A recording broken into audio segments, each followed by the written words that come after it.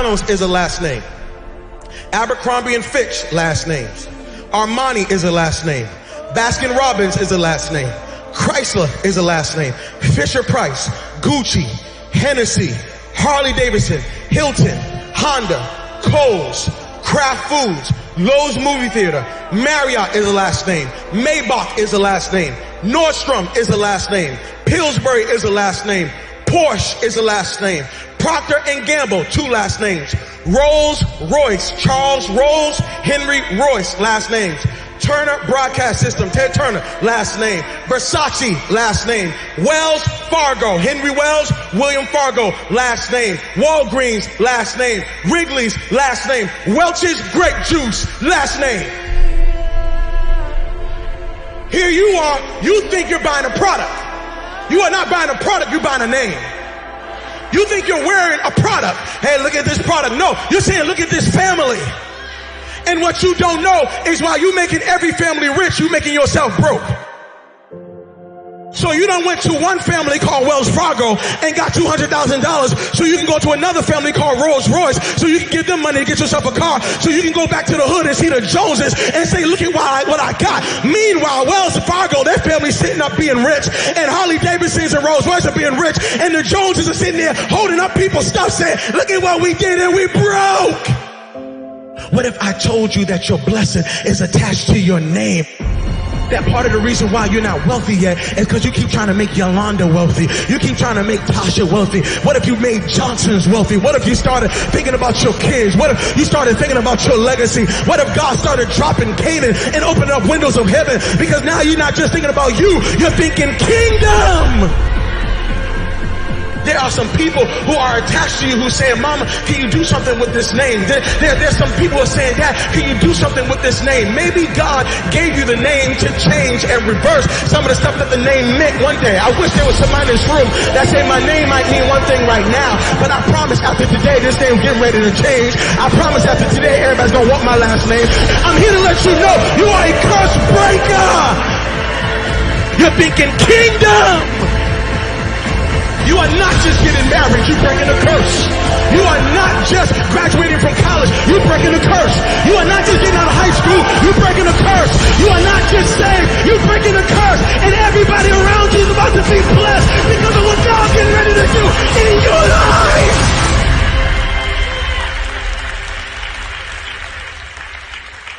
I don't know what my name meant before I got here, but I know it's going to mean before I leave.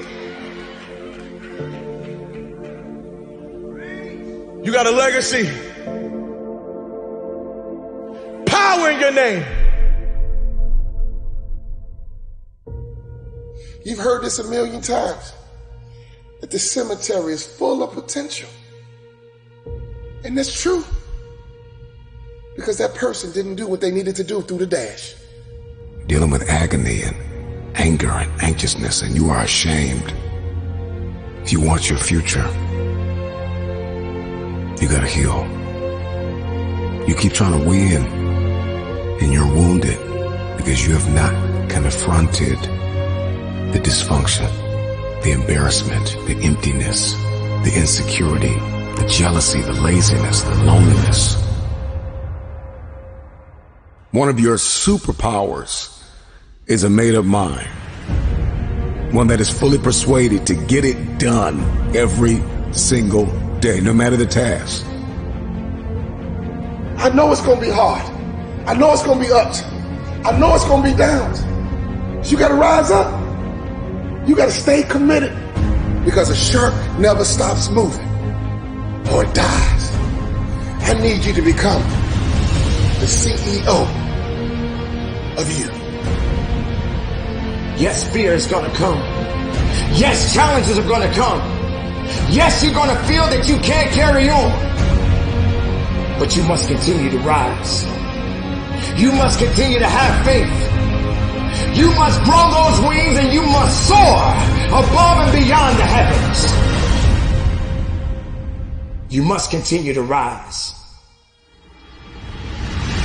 We need you you to be a light in the midst of darkness. This world has gone crazy. This world needs you to rise up. This world needs your dream. This world needs you to achieve everything you got on the inside of you. This world needs you to be you. But in order for you to be you, we got to have you to rise up.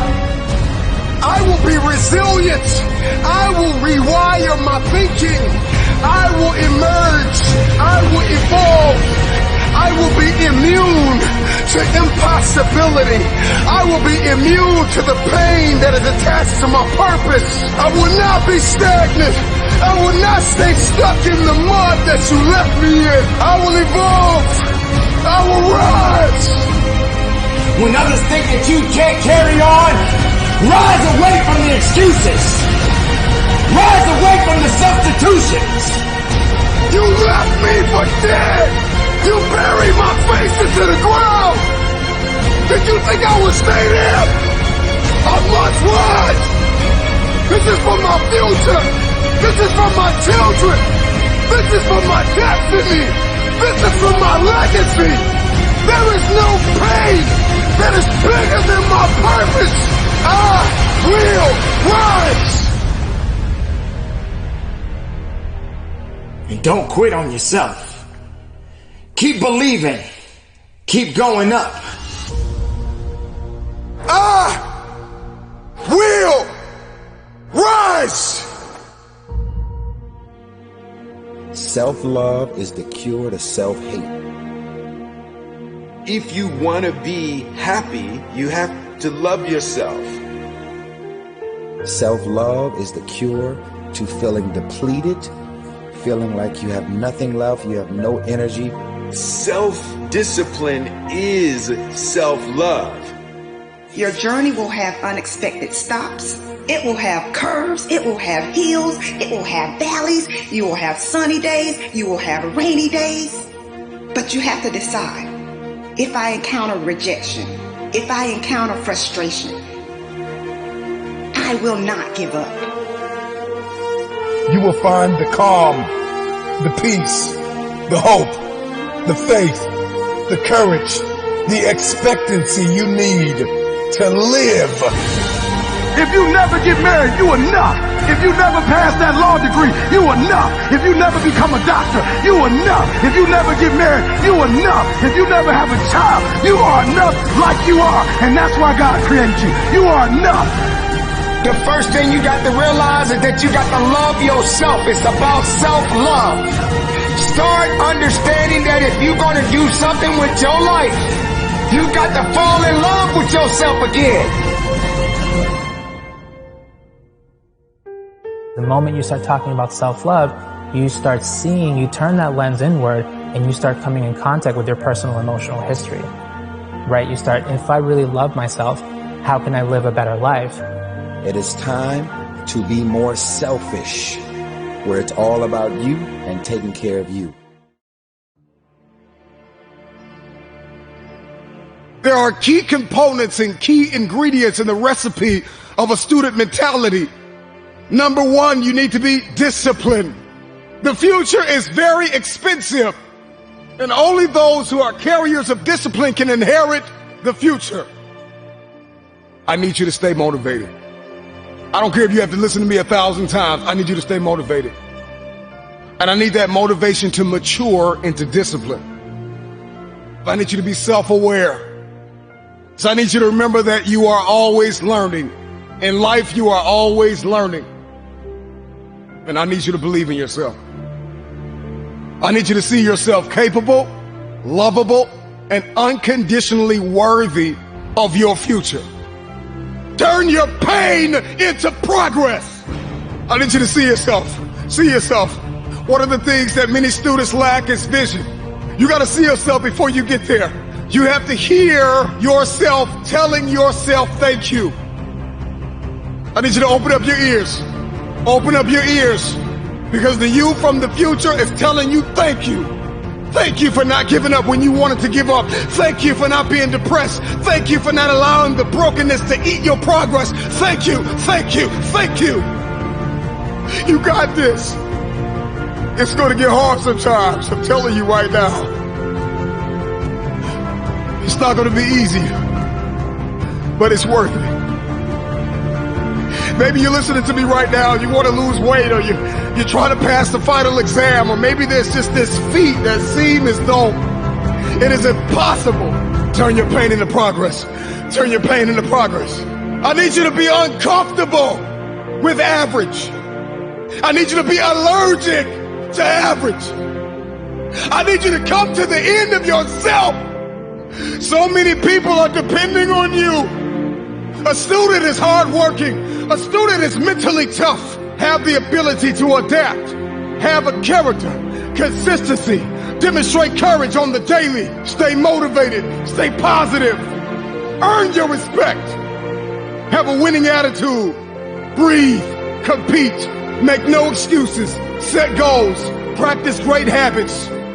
Stay focused. You want your future? You gotta outwork everybody on that field. You gotta outwork everybody in the room. You gotta learn how to perform under pressure. You gotta leave it all out on the field. Everybody wants the future, but everybody wants to be average. I've heard it all in my career. All the bullshit excuses and the lies people tell themselves. They say things like, I'll start Monday. It's not my fault. It's not fair. I'm too damn tired. Or my personal favorite, I don't have enough time. Let's have a real talk. You know what kind of people do and say these things? Losers. They have a loser mentality through and through. And until they recognize that the problem is them, they'll never improve. Until they develop a winner's mentality, they'll never get what they truly want. What's a winner's mentality, you ask? It means being focused on yourself and not other people. It means having desire. It means wanting it. Willingness to work for it. You simply have to give it everything you have to get it. You need to shut down all negativity and frankly not give a shit what others say and think. You want to know what the 10 most dangerous words in the English language are? What will other people say? And what will other people think? You're the only person who needs to be okay with how you live your life. You could be hated by everyone, and if you're okay with your actions and behavior, you'll be content. At the same time, you could be loved and adored by every damn person on the planet. But if you're not okay with how you've lived your life, you'll go to bed with emptiness. The losers we discussed earlier, there'll never be a shortage of them. People who throw hate your way because of how you live your life. And there'll never be a shortage of people who want to see you fail. So the key is to just do you. Do what makes you happy and do what you think is right. At the end of the day, if you and you alone can look yourself in the mirror and be content with the choices you made, then that's all that matters. Believe in everything that you are and understand that within you there's something greater than any obstacle you'll ever face.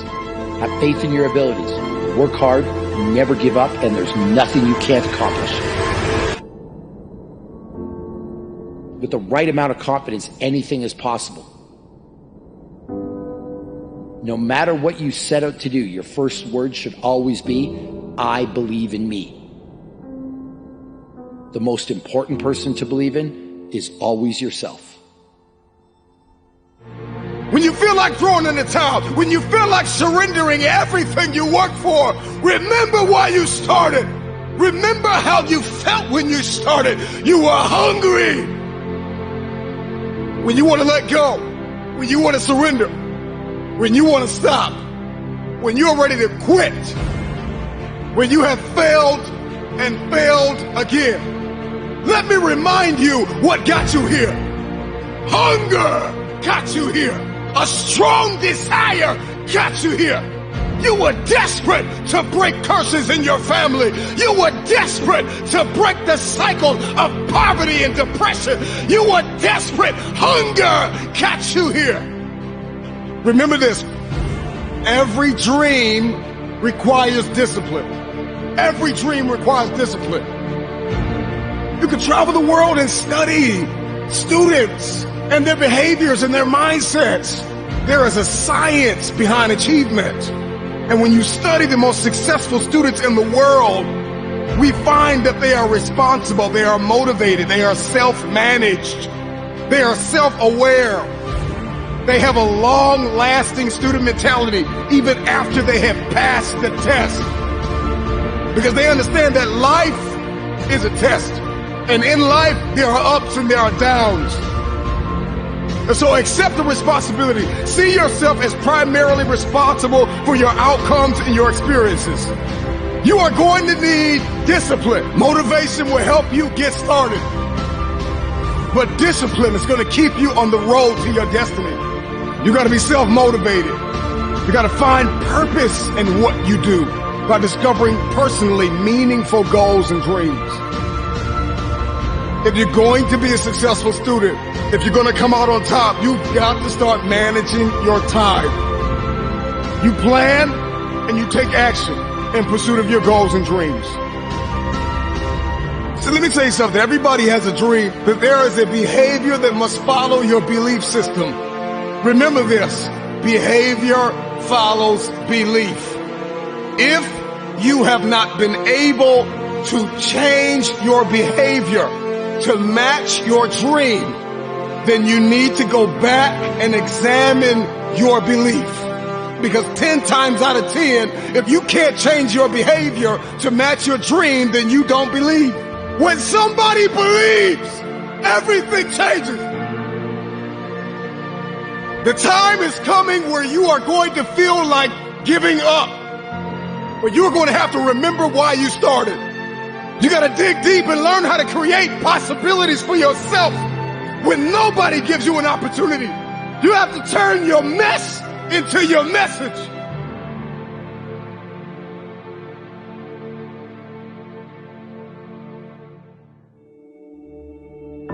The fact that you're still alive and still on this earth, even though it's been challenging and rough, and sometimes you get discouraged and uninspired to keep going.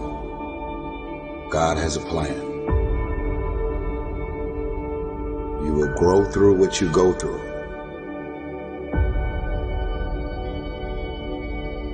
Don't be sad, be grateful. Don't dwell, do. Don't complain, create. We got this. As long as there's breath in my lungs, there's hope in our hearts, and giving up's not an option. You and I and we, no matter what your unique situation, your storm, your struggle, your trauma, your abuse, your wounds, your scars, no matter what they are, you are not a product of your past. You are not a product of your environment or your current unique situation, but you are always a product of how do we navigate through our storm. And so we're all waiting for perfect. It's an illusion that will never come to you, and it's an excuse to never show up and play. Your story is not meant to be your fortress. Your story is meant to be your fuel. You cannot win the war against the world if you can't win the war against your own mind.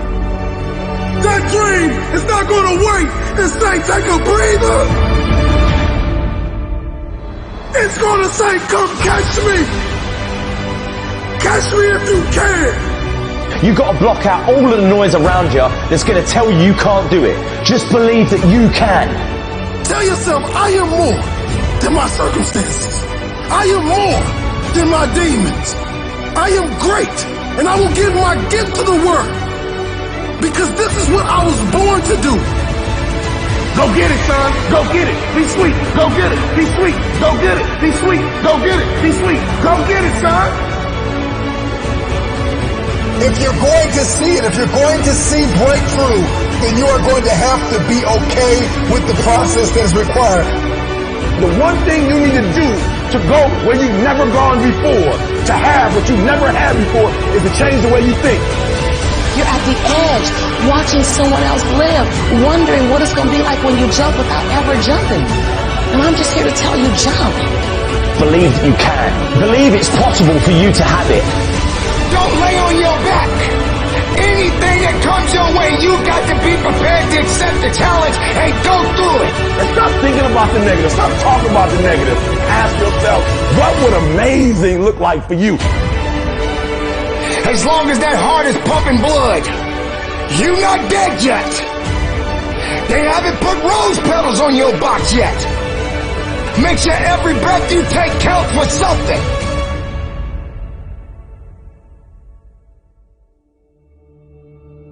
Continue to pursue purpose. And we all got a purpose.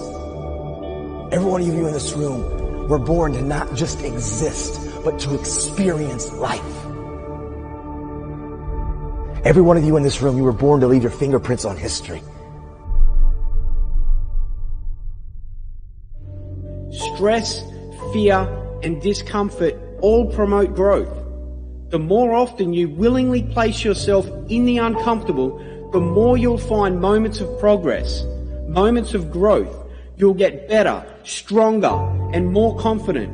When this becomes a habit, the tough situations in the future, when faced with something bigger, the courage and strength you've built, the stronger person you've become, now prepares you to get through and come out the other side. Your growth is in the gap, from where you are now to where you want to be. It's what's inside this gap, the walls, barriers, fears, and the uncomfortable that you need to go through. This is what's going to grow you into the person you were born to be. At times when others would normally crumble, you'll rise up. At times when others steer away, you'll straighten the wheel. You'll have complete conviction you can take on what's in front of you. Understand, this is the way for massive personal growth, realizing your ultimate dreams and becoming the strongest, best version of yourself. It's having trust and faith, knowing everything is awaiting you on the other side, knowing you've willingly placed yourself in these moments. Ask yourself, when was the last time I stepped into the uncomfortable, stepped out of my comfort zone? Are you still getting frustrated that your dreams are taking longer than expected? If you're not pushing and challenging yourself, how will you ever get to where you want to be? Many people just see the upsides of a goal. Many people just see the upsides of a dream, of a vision. They don't accept the struggle, the walls, barriers, and fears they need to go through. You have to accept the downside. You have to accept the struggle. You have to accept the uncomfortable. I remember 5 years ago, I used to tell myself that I was flat out, that I was working as hard as possible. I look back at the me 5 years ago and laugh at what that guy used to do. It was pathetic, but at that time, I thought I was doing everything I could. You have to push yourself past the edge of your comfort zone. It's the only way to grow. It's having a balanced perspective on the highs and lows of realizing a dream in order for you to get to where you want to be, for you to close that gap. It can't all be red roses. You need to get uncomfortable. It's not going to be handed to you. And if it were, you wouldn't have the strength, confidence, and ability to handle it. Being handed a dream or working for it is two different types of people. Which one are you? You are battered, broken, and depleted. Some of you have been abandoned. Your greatest opponent is an enemy you cannot see, but you can feel that abandonment.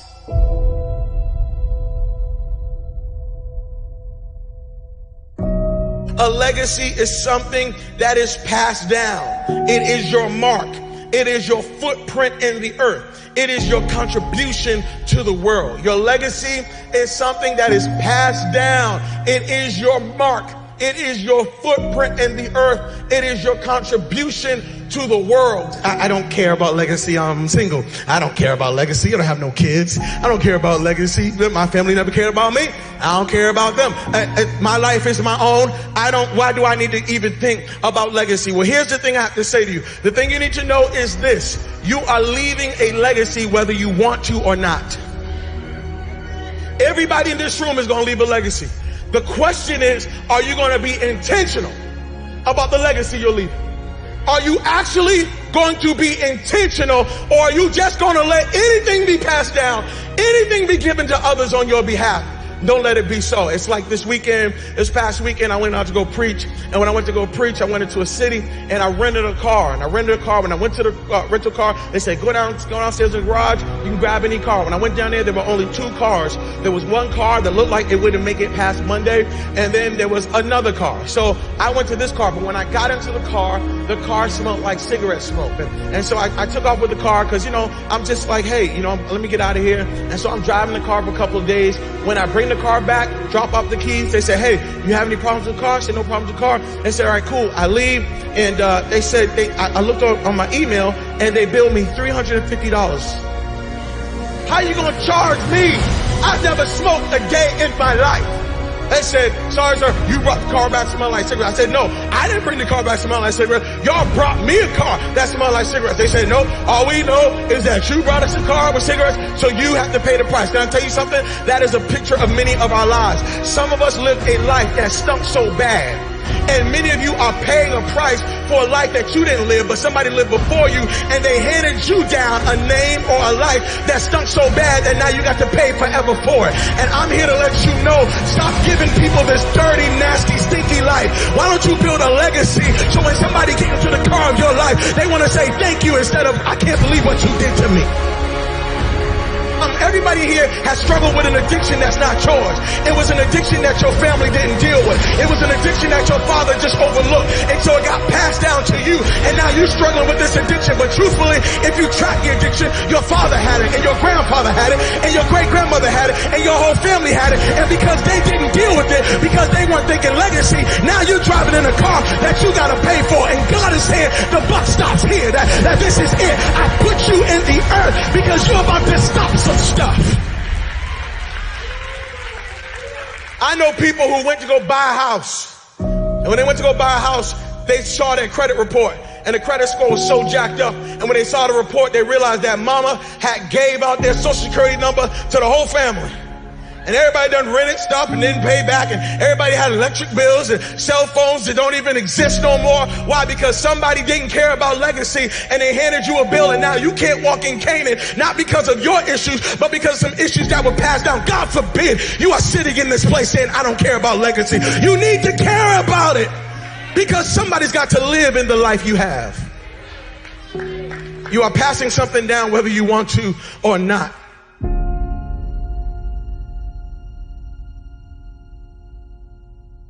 Why are you the only one who knows how to make that apple pie everybody love? Why are you the only one who knows how? So you mean to tell me, can't nobody else make that sweet potato pie recipe but you? So you're going to just die and you're not going to tell nobody what the secret was? Even Colonel Sanders left his secret. Now, come on now. Even Colonel Sanders said, y'all make some good chicken, but when I'm gone, y'all going to keep making it. What I'm saying to you is, why is it that you're the only one? So you own all this real estate and you didn't share that with nobody. You're not going to tell nobody how to do that. You're the only successful marriage in your family. You're not going to tell nobody. You're gonna hoard this information so you can be the only one who wins. You have lost. You have lost. You have lost. And I'm telling you that you are going to have to look at your life and recognize that everything you are doing right now is having major and great impact. If you're going to leave a legacy, you're going to have to remember how you started, but focus on how you finished. I don't want you to forget how you started. I don't want you to forget that father wasn't there. I don't want you to forget some of the conditions that you were raised in. I don't want you to forget some of the rejection, some of the pain. No, I want you to remember how you started, but do not for 1 second let it dictate how you're going to finish. There's somebody in this room saying, Pastor, I don't understand. I hear you, but this sermon got me all messed up. I was feeling good. And then you done preached this sermon, and now I'm thinking about the 60 years of my life I've wasted. I'm thinking about the 60 years of hurt I caused. off. I'm thinking about the 60 years of stuff I did. I got some college student who's sitting here saying, Pastor, I wish I heard this word in my junior year in high school. I wish I heard this word in my sophomore year in high school, because I did some stuff as a sophomore that I'm still paying for now. I did some stuff as a senior that I'm still paying for now. Can I tell you something? Your yesterday may have been jacked up, but God knows how to take the old and make it new. I came to preach to somebody today and let you know your first 60 years was jacked up, but your next 60 days, God says, I will turn it into such impact. I will give it such greatness that you won't even remember some of the stuff that you jacked up. Legacy is built now, but experienced later. If you are going to leave a legacy, you got to start building now. I'm talking to college students. Okay, don't wait. Oh, when I graduate in 4 years, I'm just gonna live it up. And then when I graduate, I'm gonna be free. I'm gonna get serious about my life. Can I tell you something? I know 40-year-olds who are living under the consequence of things they did from 18 to 22. And they thought that when they left school, that they left the issue, not realizing that the issue followed them all the way into their adulthood. I'm telling you that right now you are a builder. Right now, you have to start building your life. Now, you got to start building credit. Now, you got to start building your finances. Now, you got to think like a farmer. A farmer thinks sowing. I'm sowing seeds, realizing that I'm not going to reap this until later. Your last name is bigger than your first name. I don't care how you got your name.